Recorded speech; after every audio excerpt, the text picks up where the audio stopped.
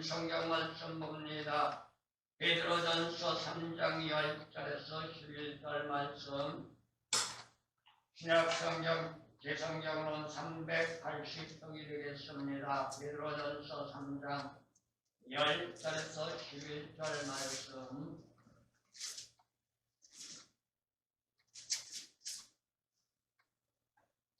상부에서 올립니다. 그러므로 생명을 사랑하고 좋은 날 오기를 원하는 자는 혀를 금하여 악한 말을 그치며 그 입술로 배후를 말하지 말고 악에서 떠나 선을 행하고 화평을 구하여 이를 쫓으라. 아멘. 오늘 성경 말씀 베드로전서 3장 10절에서 11절 말씀 참고해 보면 베드로 사도는 우리에게 신앙의 삶을 살며 믿음의 삶 속에 복받는 사람의 삶의 전제 조건이 무엇인가를 우리에게 가르쳐주고 있습니다. 더욱이 험악한 마지막 시대가 되다 보니까 놀라운 역사가 있는데 뭐가 있을까요? 우리나라 기독교계를 본다면 모두가 하나같이 100주년이 넘었다고 그러죠. 그렇다면 제가 생각해보기는 그래요. 100주년이 넘었다면 뭔가 성숙한 기독교가 되어야 하는데 현실적으로만 성숙한 게 아니라 바로부터 퇴보하고 있습니다. 목회자에서부터 성도에 이르기까지 진리의 말씀을 보고 문맥상을 맞아야 복받자라고 말을 하는데 제가 보기엔 그 복의 개념이 어디에 기준이 있는가 의아심을 갖게 되고 아이러니한 그런 역사가 됩니다. 그러다 보니 교회들마다 예배를 드리고 많은 성도들이 모여들지만 성경 말씀의 진리로 돌아가지 못하고 육신적인 체제에서 헤매고 있는 모습들을 보게 되죠. 그런데 오늘 성경 말씀을 참고해 볼 때 베드로는 우리에게 말합니다. 믿음의 신앙 안에서 복받는 비결이 무엇인가를 가르쳐주고 있습니다. 그래서 오늘 성경 말씀의 주제를 저는 이렇게 잡아봤습니다. 생활 삶의 최고선의 축복, 예수 믿는 사람이 살아가는데 최고의 축복이 무엇인가 한번 생각을 해보려고 합니다. 지금 우리가 살아가고 있는 현 시대는 산업사회라는 명제 아래 첨단이라는 과학으로 사이버 공학과 인전 공학 시대가 되어 인간의 생명까지도 연장하는 시대가 되어버렸습니다. 그러다 보니 오늘날 우리나라는 뭐라 그래요? 100세 시대라고 그러죠. 그런데 놀라운 게 저는요, 항상 제가 그런 말씀을 드리지만 저 자신은 그래 100세까지 살아보고 할 거냐? 라는 생각이 들어요. 물론 건강하게 육신이 정말로 이리 뛰고 저리 뛰고 아무 피곤함과 건강을 느끼지 않는다면 100세까지 아니 200세까지 살아도 상관없겠죠.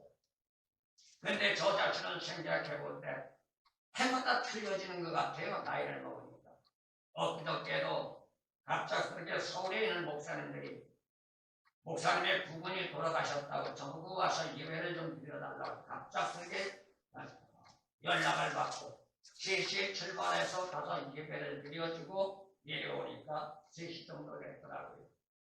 근데 옛날 같으면 서울을 갔다 왔고 근근한데 이번에 갔다 오니까 되게 피곤해요. 그러면서 제가 느꼈습니다. 그렇구나.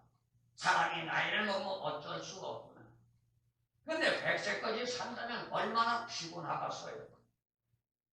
이러한 전제 조건을 볼 때 우리는 과연 어떤 것이 축복인가 한번 생각해 봐야 돼요. 나이를 많이 먹어도 오래 사는 것이 축복인가? 아니면 물질 명예 권세를 가지고 있지만 근심 걱정 속에 사는 것이 축복인가? 한 번쯤 생각해 봐요. 저는 성경 말씀을 참고하면서 생각하는 축복은 뭐냐? 나이를 먹었다 할지라도 모세처럼 눈이 흐려지지 않고 기력이 상하지 않고 가진 것이 있든 없든 간에 마음에 근심 걱정이 없던 최고의 축복이라고 저는 생각합니다. 아무리 명예 권세 부귀 영광을 가졌다 할지라도 근심 걱정으로 살아간다면 그 사람은 축복이 아니에요. 비록 남들만큼 가진 것이 없고 남들만큼 소유한 것이 없고 남들이 볼 때 별로 없는 직업을 가지고 있다 할지라도 내 마음이 편안하면 그게 최상의 축복이라는 말이에요. 그래서 오늘 성경 말씀에서 베드로는 말합니다. 뭐라고 말해요? 열전에서 말이죠. 생명을 사랑하고 좋은 날 보기를 원하는 자는 그럼 좋은 날이 무슨 날일까요? 제가 생각하는 근심 걱정 없는 게 좋은 날이에요. 다른 거 아무것도 없는 것 같아요. 그리고 최고의 축복은 뭐예요? 건강이에요. 나이가 많든 젊었든 간에 건강이 있는 모든 건 다 소용이 없고 헛것입니다. 그래서 오늘 성경 말씀에서 베드로는 생명을 사랑하고 좋은 날을 보기를 원하거든 그 다음에 무엇도 하지 말고 무엇도 하지 말고라는 하지 말 것을 우리에게 가르쳐주고 있는 것이죠. 그렇다면 인간은 어느 누구를 막는가? 아무리 사이버공학과 유전공학이 발달됐다고 우리의 생명을 연장할 수는 없습니다. 생명은 누구에게 달렸어요? 하나님에게 달렸어요. 에스겔서 나가서 보니까 하나님은 뭐라고 말했느냐? 모든 영혼의 주권은 하나님께 있다고 말을 하고 있어요. 그렇다면 우리가 예수를 믿는 믿음의 사람으로 생각해 볼 때 믿음의 주인은 누구일까요? 예수님이십니다. 그런가 하면 예수 안의 삶으로 살아갈 때 세상에서 찾을 수 없는 최고선의 복권자가 될 수 있다는 거예요. 저와 여러분들의 축복은 어디에다 두고 있습니까? 그리고 예수를 믿는 이유가 어디에 있습니까? 교회를 다니며 직분자가 되고 목사가 된 이유는 어디에 있습니까? 성경 말씀은 창세기부터 계시까지 상고해볼 때 믿음의 선물 받고 구원받아 천국 가는 게 우리의 목적이라고. 예수 믿는 삶의 목적은 아무것도 없어요. 그게 전제적인 목적이 돼야 돼요. 그 목적을 달성하게 되면 육신적인 축복은 자동으로 덤으로 보너스로 오는 줄로 믿습니다. 이게 하나님의 역사예요. 그런데도 믿는다고 말들은 하지만 유물론주의의 오늘날 현시대는 매료되어버려 있습니다. 그러다 보니 어떤 문제가 나와요. 인간의 삶의 인격의 문제까지도 물질 소유에 따라서 판단하는 시대가 되어버렸단 말이에요. 사람의 인격을 가지고 말하는 것이 아니고 사람의 됨됨이를 가지고 말하는 것이 아니라 저 사람이 얼마나 가졌느냐, 저 사람이 얼마나 많이 배웠느냐에 따라 인격이 올라갈 수도 있고 내려가는 시대가 되어버렸단 말이에요.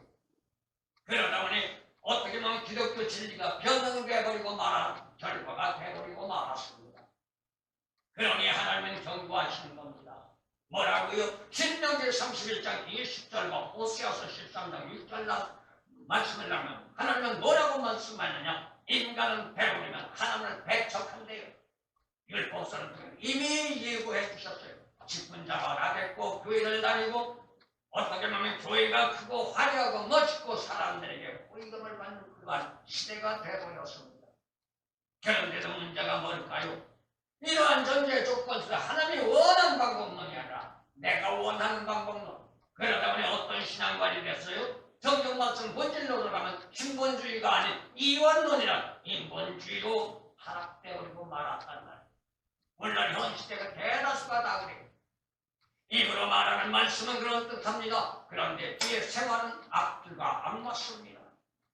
이건 교육에 만드는 것은 아닙니다. 정치계도 마찬가지입니다. 하나같이 거짓말을 하고 있습니다.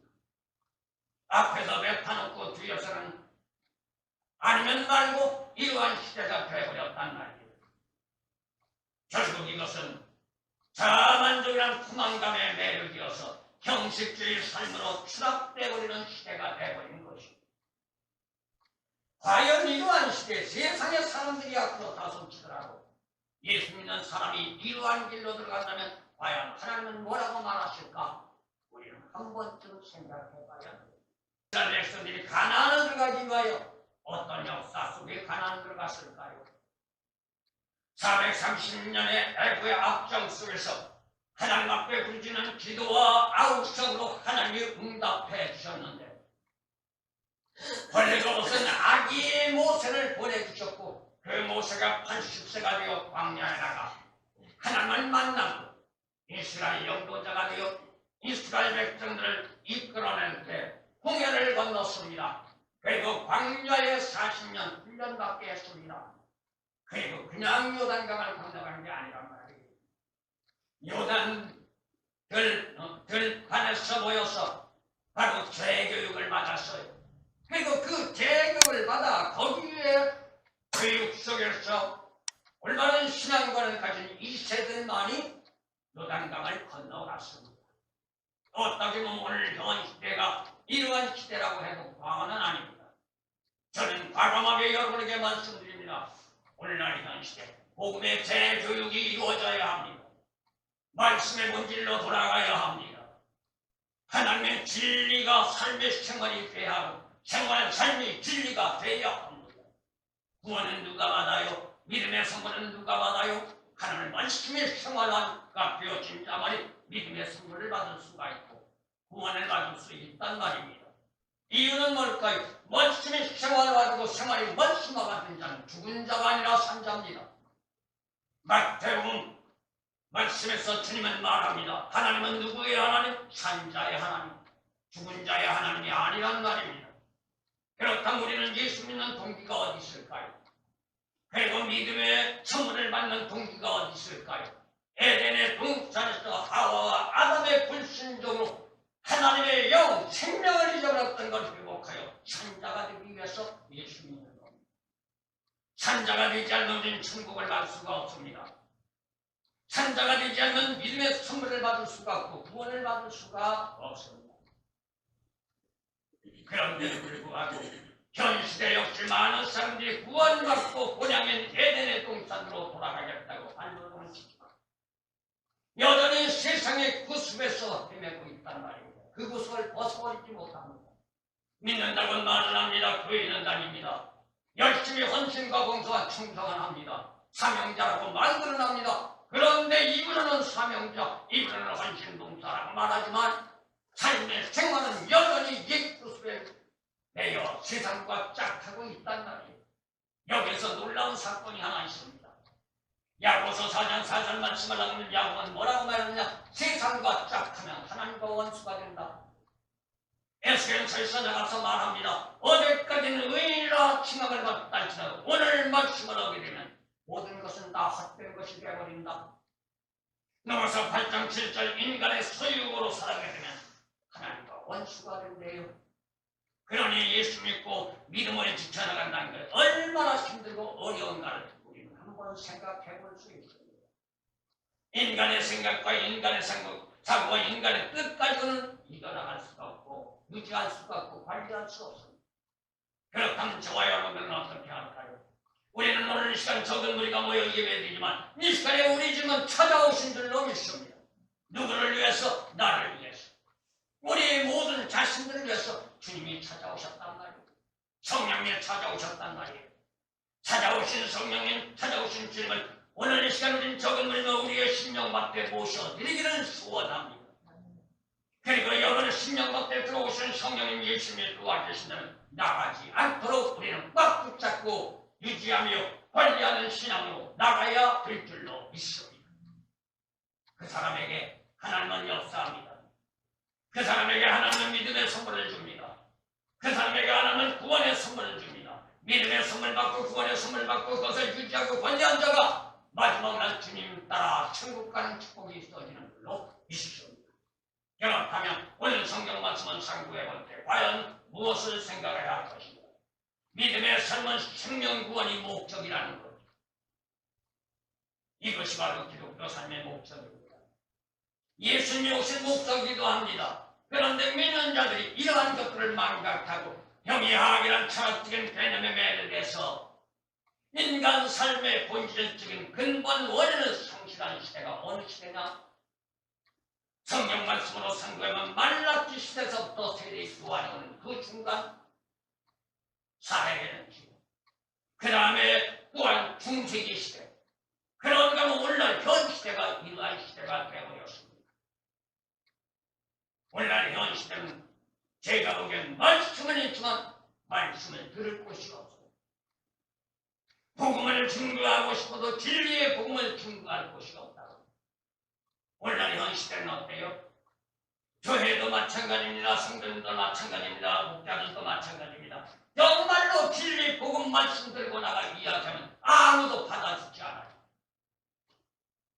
다 거부 반응을 일으킨다. 목사님들조차도 거부 반응을 일으킨다. 그렇다면 복음을 받아들인다는 사람들은 뭐예요? 나에게 기쁨을 주고 나에게 즐거움을 주고 내 육신에 풍만감을 주는 말씀을 준대요. 아멘! 야단 없습니다. 그런데 그렇게 하면 안 된다. 그렇게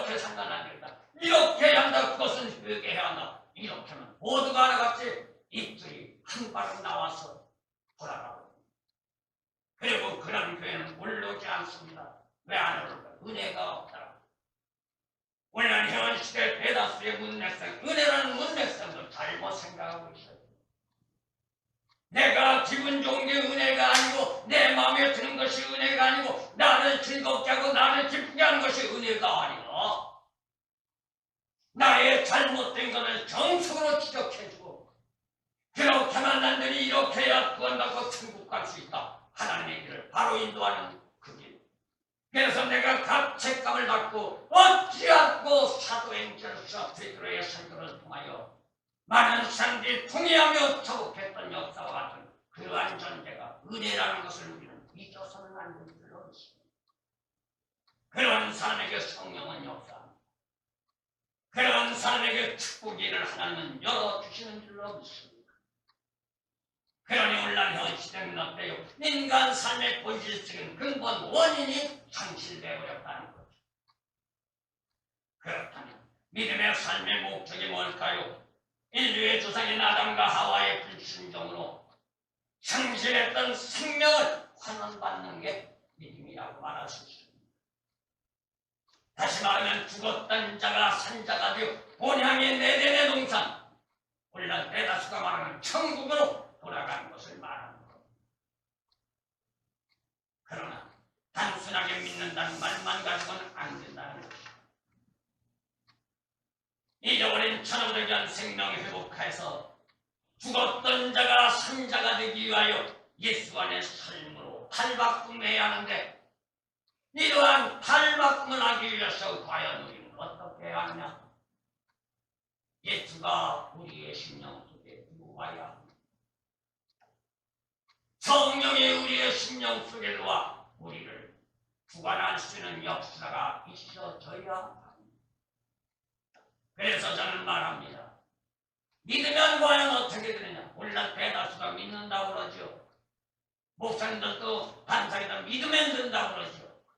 교회만 올라오면 구원받고 믿기만 하면 된다고 말합니다. 이유는 뭘까요? 사도행전 16장 31절 사도가 우리 빌립보 간수에게 말했던 것처럼 주 예수를 믿으라 그리하면 너와 네 집이 구원을 얻으리라. 이 문맥상을 가지고 많이들 말합니다. 문맥상만 생각할지 그 문맥상 위에 믿음의 전제 조건을 생각하지 않습니다. 예수는 빛입니다. 말씀이자 곧 빛입니다. 성령도 마찬가지입니다. 믿음은 하나님의 주권 속의 선물입니다. 그러나 하나님의 주권적인 선물, 빛, 말씀의 체제가 우리의 신앙 속에 되면 어떻게 될까요? 어둠의 그림자는 자동으로 물러갑니다. 빛이 비추면 어둠은 물러간다는 소리 없이 자동으로 물러갑니다. 그렇게 되면 어떻게 될까요? 어두웠던 공간이 밝게 비춰지는 것처럼 우리의 심령 속에 성령의 빛이 들어와 나의 육신을 장악하게 내 안에 있던 더럽고 지저분한 것은 자동으로 빠져나가게 되어 있습니다. 그런데 과연 어떨까요? 믿는다고 말하며 능력받았다고 말하며 많이 안다고 말하며 많이 배웠다고 말하지만 기분 좋을 때는 하나님의 말씀처럼 사는 것처럼 포장하다가 기분 나쁘면 팔뚝 걷어붙이고 입에서 10원짜리가 마구잡이로 나왔던 그 사람은 믿음의 전제가 아닙니다. 내가 거룩하니 너희도 거룩하라. 에베소서를 통해서 사도는 믿는 자는 더러운 말은 입에도 올리지 말라고 했습니다. 그런데 믿는다고 말하며 성령 받았다고 말하며 은혜 받았다고 말하며 믿음이 있다고 말하며 어둠의 본체가 가지고 있는 것을 그대로 답습하고 있다는 그 사람은 여기 믿음이 없는 것. 그 믿음은 누구 믿음? 인간 자아입니다. 신념이라고 말할 수 있겠죠. 신념 가지고는 구원을 받을 수 없습니다. 신념 가지고는 천국을 갈 수가 없습니다. 그렇다면 우리는 어떻게 할까요? 이틀의 고백으로 끝내서는 안 된단 말이에요. 말씀이 생활 삶에 반영되어야 합니다. 생활이 말씀화가 되어져야 합니다.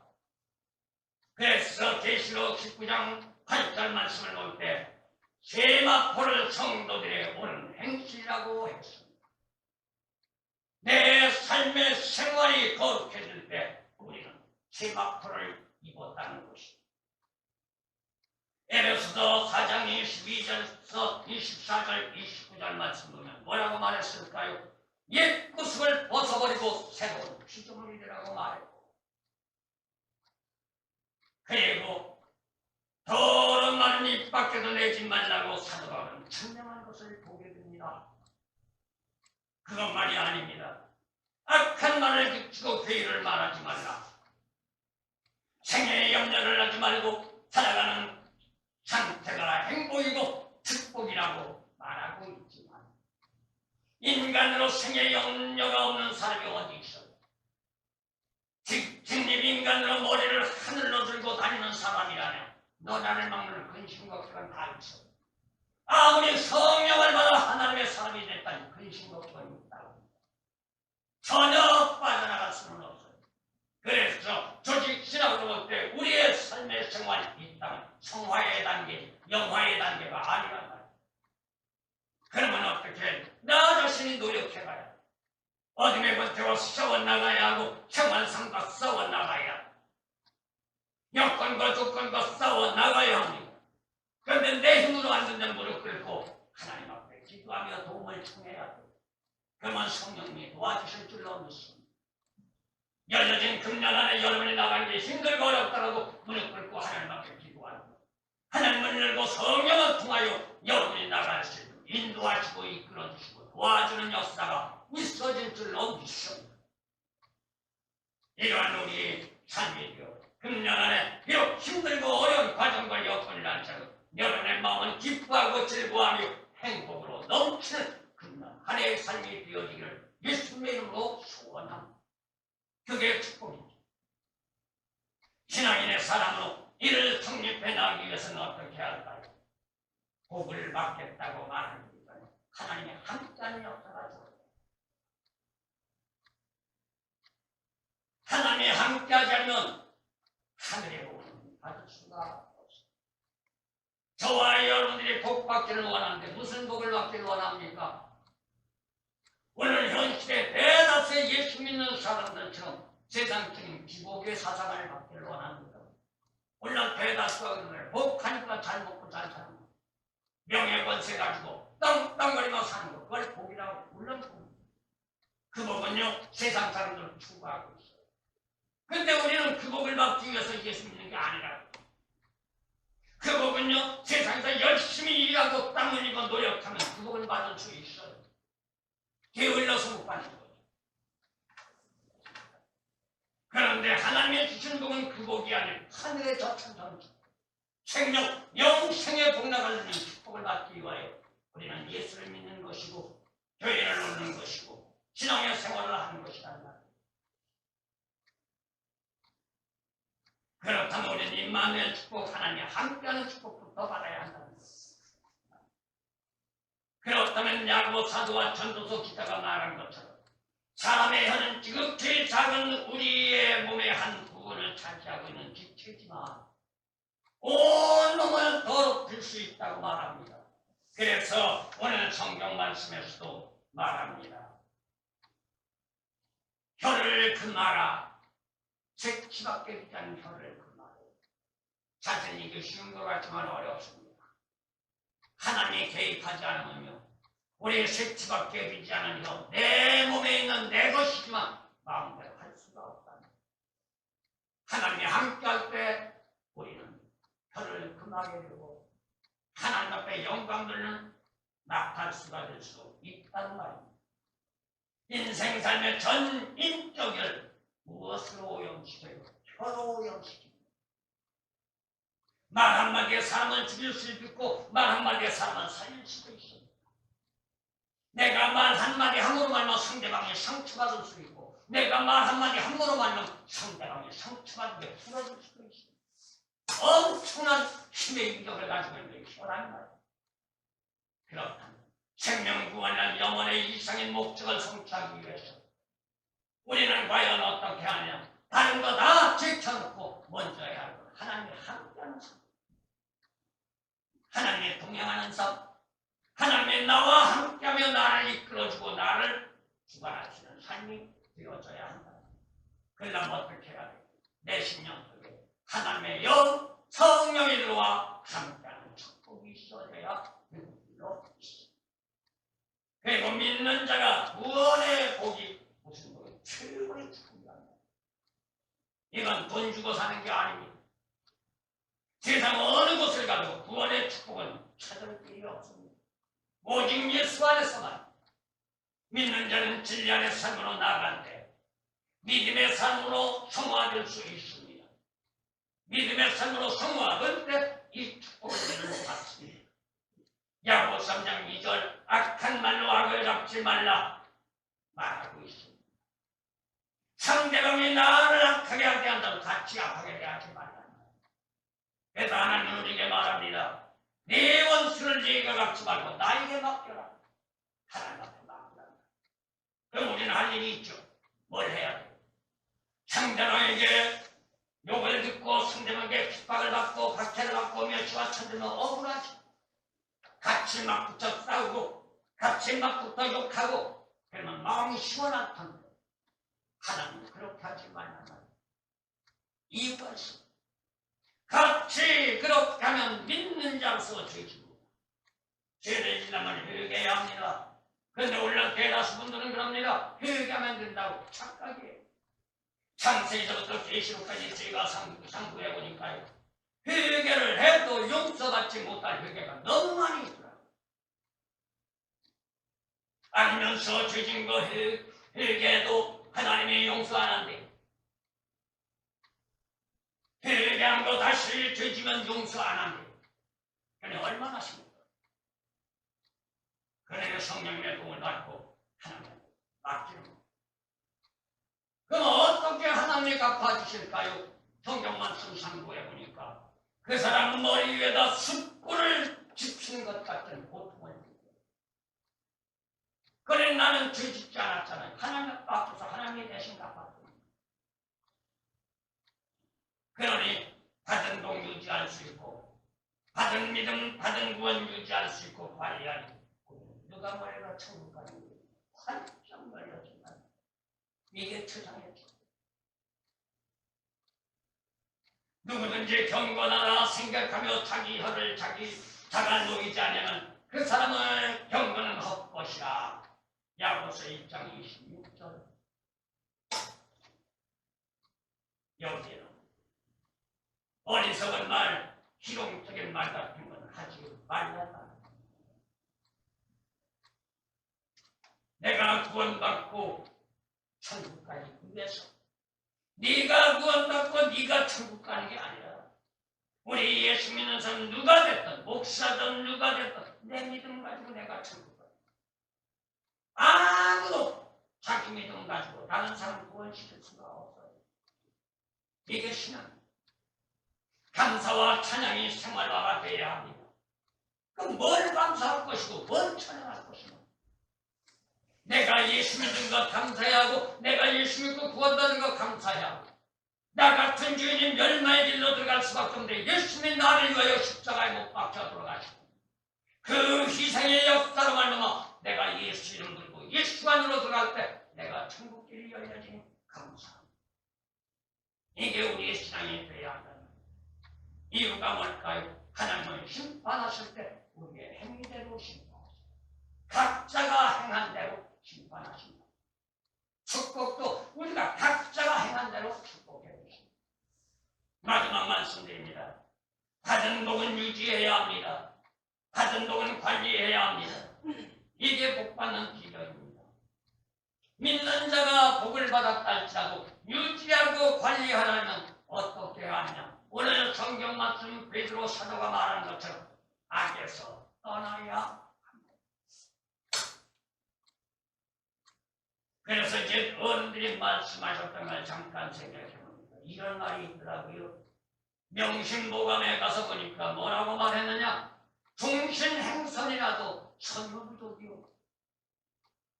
이를 행하기라도 악자유하냐. 무슨 말이에요? 선은 평생 동안 행해도 부족하대요. 그런데 악한 생은 단 하루만 해도 그것이 평생 동안 남아있대요. 그래서 오늘 성경 말씀에서도 베드로 사도가 말합니다. 10절에서 악한 말을 그치라 라고 말을 하고 있습니다. 믿는 자의 삶의 비율을 생각해 보시기 바랍니다. 악을 행치 않으면 복된 자가 될 수 있지만 믿는다고 말하면서 악한 삶을 벗어버리지 않는 한은 복된 삶과는 거리가 멀다는 거예요. 믿음이 돈독한 게 문제가 아니고 성경 말씀을 많이 아는 게 문제가 아니고 학문적으로 지식이 박시한 게 문제가 아니라 삶의 생활이 말씀화되지 않으면 소용없다는 거예요. 그러니 얼마나 심합니까? 그래서 시편 1편 1절에서 시편 기자는 말합니다. 복 있는 자는 악인의 뼈를 쫓지 않는다. 이거 쉬운 것 같지만 힘들어요. 어쩌면요 죽기보다도 더 힘들어요. 믿는 자가 악을 행했으면 회개하고 돌아서야 하는데 그 자리에 그냥 주저앉아 속된 말로 앉아 뭉개는 것이 회개가 아니라 죄를 짓는 것보다도 더 악한 경우로 답습하는 경우가 너무 많다는 거예요. 나 어제 회개했어. 그리고 또 회개하면 되지 뭐. 이건 너무 무서운 길이야. 로마서 16장 19절 말씀을 나가서 볼 때 무슨 말씀이실까요? 이렇게 되면 하나님 떠나가십니다.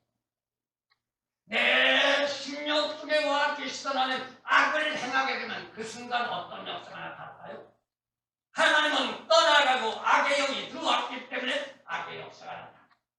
정확하게 말하면 예수 믿는 사람이 내가 거룩하니 너희도 거룩하라 하나님의 말씀에 따라 평상시엔 거룩한 말로 하다가 화가 났다, 문제가 생겼다, 그래서 입에서 10원짜리가 튀어나왔다. 이건 뭘 하느냐? 이미 내 심령 속에 하나님은 떠나고 내 심령 속에 악의 영이 들어와서 내 입을 주관하고 있다는 거예요. 그런데 대다수가 이러한 진리를 모릅니다.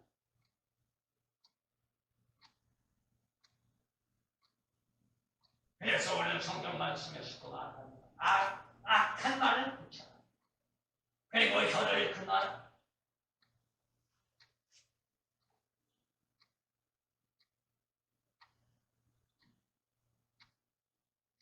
악한 것을 본받지 말고 선한 것을 본받으라. 선을 행하는 자는 하나님께 속하고 악을 행하는 자는 하나님을 배우지 못하느니라. 요한상서 1장 11절. 악을 행하게 되면 하나님이 떠났으니 하나님과 관계가 없는 거예요. 그리고 고린도 교회를 통하여 사도 바울은 말합니다. 지혜는 어린아이가 되지 말고 악에는 어린아이가 되라. 지혜에 장성한 사람이 되라. 범사에 행하여 좋은 것은 주가 되어 악이라면 모양이라도. 고린도전서 14장 20절과 데살로니가전서 3장 12절 말씀입니다. 맞습니다.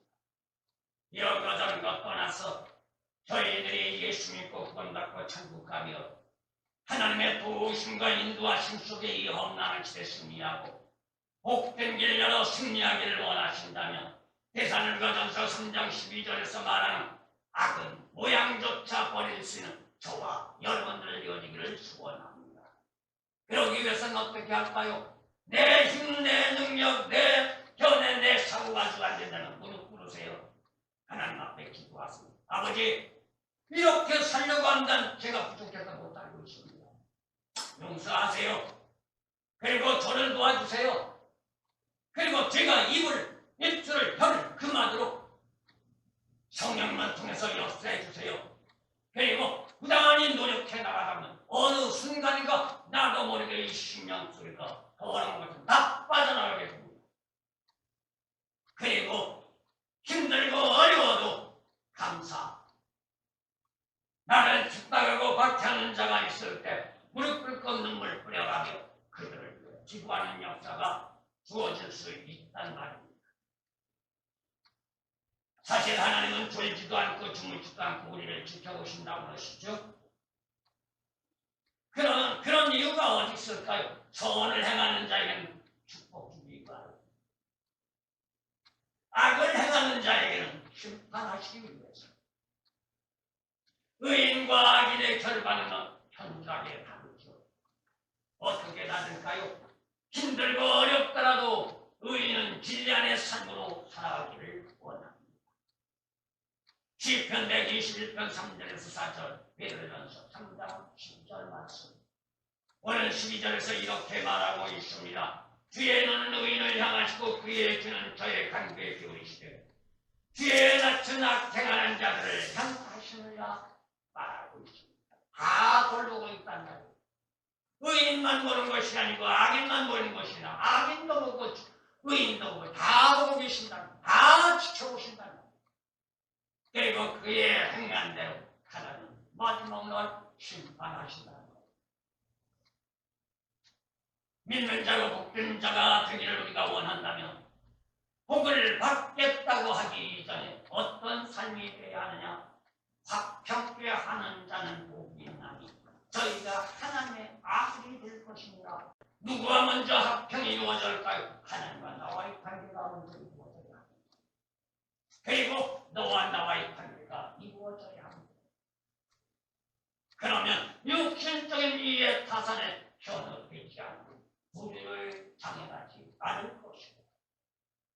속된 세상에서 최고선이라고 말하는 부귀 영광, 명예 권세, 주 안의 삶으로 바꾸어 나가는 생활이 되어야 우리의 최고의 축복은 하늘의 영광, 천성의 영생복을 합니다. 예수 믿고 구원받고 그 축복을 얻기 위하여 우리는 노력하고 애쓰고 두렵한다. 이러한 마음의 자세. 그리고 세상의 명예, 권세, 부귀, 영광은 아무리 좋다는들 이 땅에서 끝난다. 기천만금을 모아놨다 할지라도 우리는 가리에 빈손 들고 갑니다. 그거 못 가져갑니다. 아무 소용없습니다.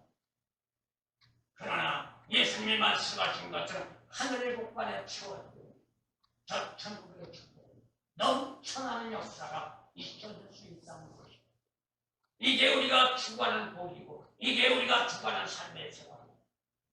진리 안의 삶으로 의와 믿음으로 사랑과 화평을 쫓아나가는 형이상학이란 고차원적인 영적 복된 생명의 구원입니다. 우리 모두에게 열려지는 줄로 믿습니다.